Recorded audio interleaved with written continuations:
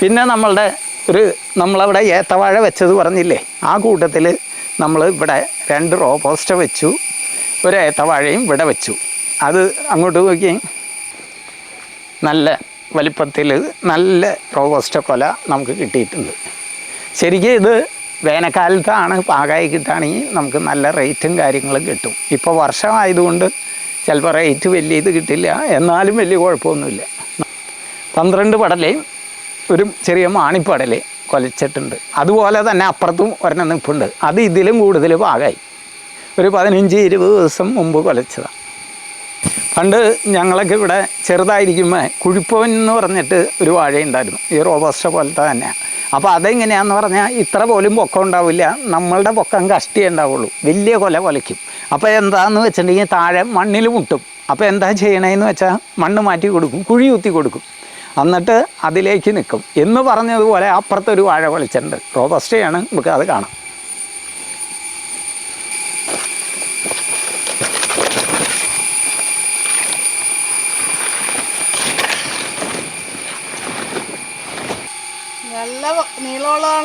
നല്ല കൊല. ഇതും 12-13 പടലയിൽ കൊലച്ചേക്കണതാണ്. നല്ല വാഴയാണ്, നല്ലത്. ഇതിൽ നിന്ന് നമുക്ക് മനസ്സിലാവുന്ന ഒരു കാര്യം എന്താണ്, നമ്മൾ മണ്ണിനെ സ്നേഹിച്ചാൽ മണ്ണ് നമുക്ക് പ്രതിഫലം തരും, ഉറപ്പാണ് ആ കാര്യം. ഞങ്ങൾക്കിപ്പോൾ ഞങ്ങളുടെ ബിസിനസ്സും കാര്യങ്ങളുമൊക്കെ കഴിഞ്ഞ് സമയം കുറവാണെങ്കിലും ഞങ്ങൾ പറമ്പിലും കാര്യങ്ങളുമൊക്കെ ആയിട്ട് മണ്ണിനെ കൂടുതൽ സ്നേഹിച്ച് നമ്മൾ കാര്യങ്ങൾ ചെയ്യുന്നത്. നമുക്ക് മണ്ണിൽ നിന്ന് ഒത്തിരി, പ്രകൃതി നമുക്ക് ഒത്തിരി വരുമാനവും കാര്യങ്ങളും തരുന്നുണ്ട്.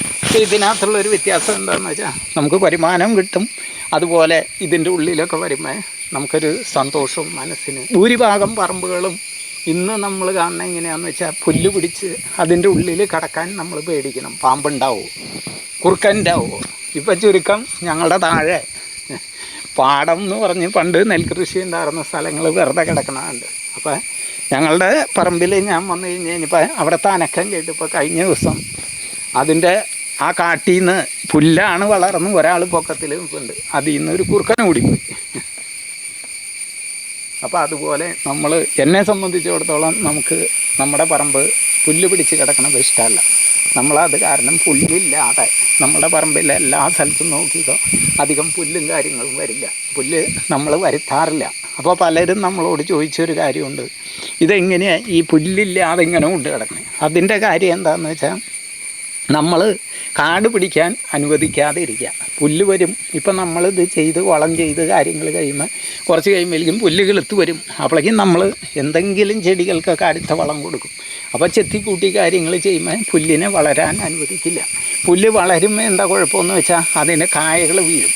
അപ്പോൾ ഈ കായകൾ വീണ് കഴിയുമ്പോൾ അത് നമ്മൾ എന്തൊക്കെ ചെത്തി എന്ത് കാര്യം ചെയ്താലും അത് വീണ്ടും മുളച്ചു വരും. അപ്പം നമ്മളുടെ പറമ്പിൽ ഈ പുല്ലിന്ന് കായകൾ വീഴാൻ, കളയിന്ന് കായകൾ വീഴാൻ നമ്മൾ അനുവദിക്കാത്ത കാരണമാണ് നമ്മളുടെ പറമ്പിൽ പുല്ല് കുറവ്. എന്ന് വിചാരിച്ച് പുല്ലില്ലായൊന്നുമില്ല, വേണ്ട പുല്ലുണ്ട്. അപ്പം നമ്മളതിനെ ഒന്നില്ലെങ്കിൽ ആളെ നിർത്തി പറപ്പിക്കും. നമ്മൾ ചെടികൾ കൂടുതൽ വെച്ചേക്കണത് കൊണ്ട് ആ ചെടികളെ നമ്മൾ വളമിട്ട് പരിപാലിക്കുന്നതിൻ്റെ ബേസിലാണ് നമ്മളുടെ പറമ്പിൽ പുല്ല് കുറവ്. നമുക്ക് ഏത് സമയത്തും നമ്മളുടെ പറമ്പിൽ കൂടെ നടക്കാൻ പേടിക്കണ്ട, പാമ്പിനെ പേടിക്കണ്ട. കൂടുതൽ വീഡിയോസിനായിട്ട് ഈ ചാനൽ ഒന്ന് സബ്സ്ക്രൈബ് ചെയ്യുക, അതേപോലെ തന്നെ ബെല്ലൈക്കൺ ക്ലിക്ക് ചെയ്തിട്ട് ഓൾ ഒന്നുകൂടി സെലക്ട് ചെയ്യുക. ഫേസ്ബുക്കിൽ കാണുന്നവരാണെങ്കിൽ ഫോളോ ചെയ്യാൻ മറക്കല്ലേ, ലൈക്ക് ചെയ്യുക, അതുപോലെ തന്നെ നിങ്ങളുടെ അഭിപ്രായങ്ങളൊക്കെ കമൻറ്റ് ചെയ്യുക. താങ്ക്